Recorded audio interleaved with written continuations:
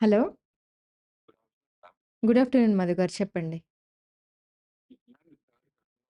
చేశారు.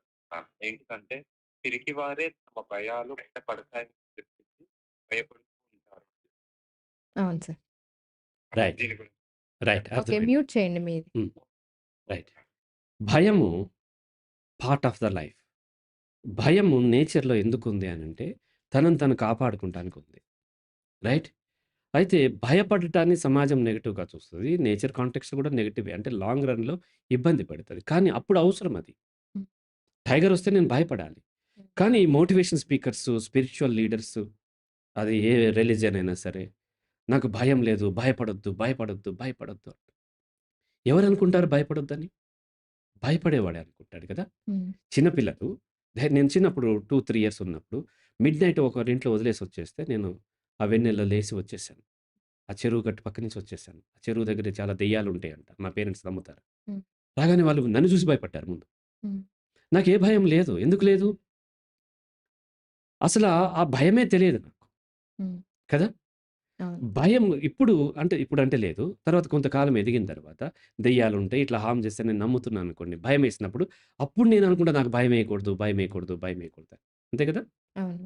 సో, ఎప్పుడొచ్చింది భయమేయకూడదని భయమేసిన వాళ్ళే అనుకుంటారు. అవును. కదా! అలాగే ధైర్యంగా ఉన్నాను. నాకు భయమేయదు అని ఎవరు చెప్తారు? భయమేసేవాళ్ళు చెప్తారు. అవును. నాకు భయమే వేయదు, భయమే వేయదు అంటే నిన్ను నువ్వు చీట్ చేసుకుంటున్నావు. హ్మ్. ఒక అమ్మాయి ఐఐటీ చదువుతుంది ఒక దగ్గర చాలా దూరంగా. వాళ్ళ పేరెంట్స్ ఇద్దరు టీచర్స్.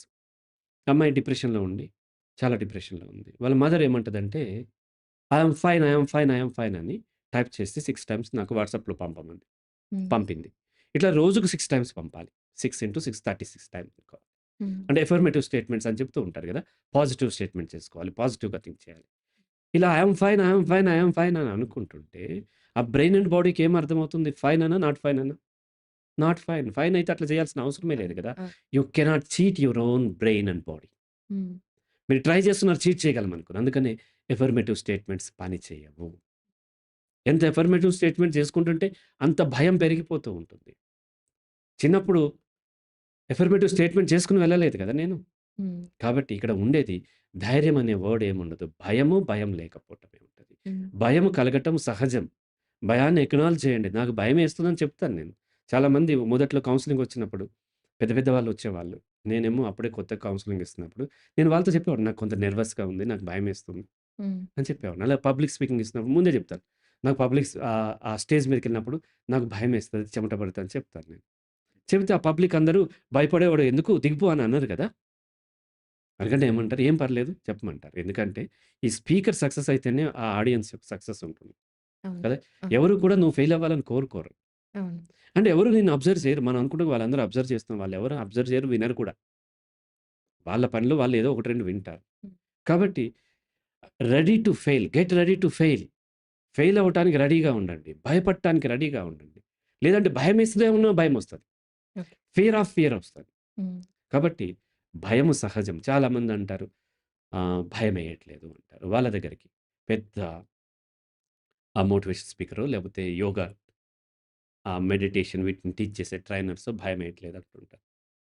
చుట్టూ బాడీగార్డ్స్ ఉంటారు. ఆశ్రమం ఉంటది. అంతా సెక్యూరిటీ ఉన్న తర్వాత అక్కడ కూర్చొని ప్రశాంతంగా మెడిటేషన్ చేస్తున్నట్టుగా కళ్ళు మూసుకొని భయమేయట్లేదంటారు.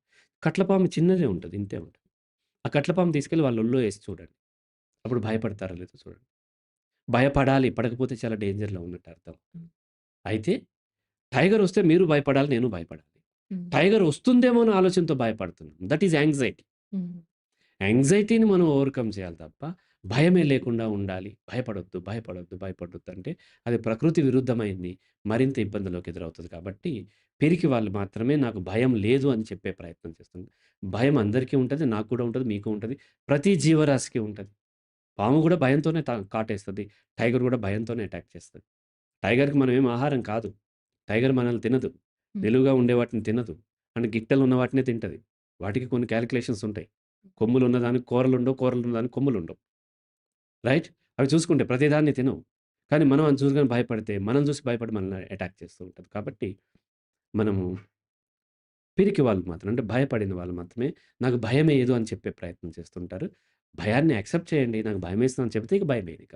హ్మ్. తగ్గుతదప్పుడు. రైట్ అమ్మా? Okay sir. రైట్.